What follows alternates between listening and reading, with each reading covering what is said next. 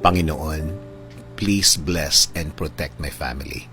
Panginoon, maraming salamat sa mga bagong blessings na hatid ng araw na ito. Alam ko, Lord, na marami ka na namang pagpapala na ibibigay sa akin, tulad na lang ng nagising ako sa araw na ito. Ito pa lang, alam kong may plano ka pa para sa akin. At alam ko, Lord, na lahat ng plano mo, lahat ng bagay na gusto mong gawin sa buhay ko, ikakaganda ng aking buhay, ikaka-level up ng aking araw-araw. At alam ko din, Lord, na alam mo ang lahat ng nangyayari sa aking buhay. Alam ko din na bahagi ng blessings mo sa akin ay ang pag-aalaga mo sa akin, na gawin akong safe saan man ako magpunta at saan man ako nandun. Ginagawa mong safe ang lugar na yon. At alam ko, Lord, na since ikaw ang nangunguna ng aking buhay, alam kong patuloy mo akong i-guide sa mga darating na araw at panahon at sa lahat ng aking gagawin sa mga susunod na araw, linggo, at mga taon na darating sa aking buhay.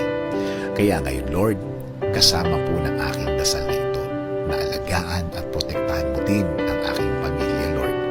I-bless mo sila sa lahat ng kanilang gagawin at pupuntahan.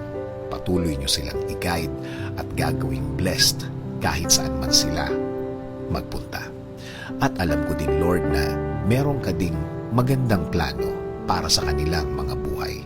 Alam kong i-guide mo din sila sa araw na ito at patuloy mo silang babantayan sa lahat ng pagkakataon ng kanilang buhay. Patuloy niyo pong pasukin ang aming mga buhay. Patuloy niyo kaming bigyan ng direksyon sa lahat ng pagkakataon. Ilagay niyo po sa aming mga buhay ang mga tamang opportunity sa aming mga daan. Bigyan niyo din po kami ng guidance sa lahat ng aming gagawin sa araw na ito at sa mga susunod. Mga gagawin na nakaayon sa inyong plano, Lord, para maging pleasing po sa inyo ang aming buhay. Gawin niyo rin pong ligtas ang mga biyahe na gagawin namin sa araw na ito. Ilayo niyo po kami sa mga masasamang pangyayari na pwede naming ikapahamak. Ilayo niyo rin po kami sa mga taong gumagawa at nagpaplano palagi ng masama sa kanilang mga kapwa.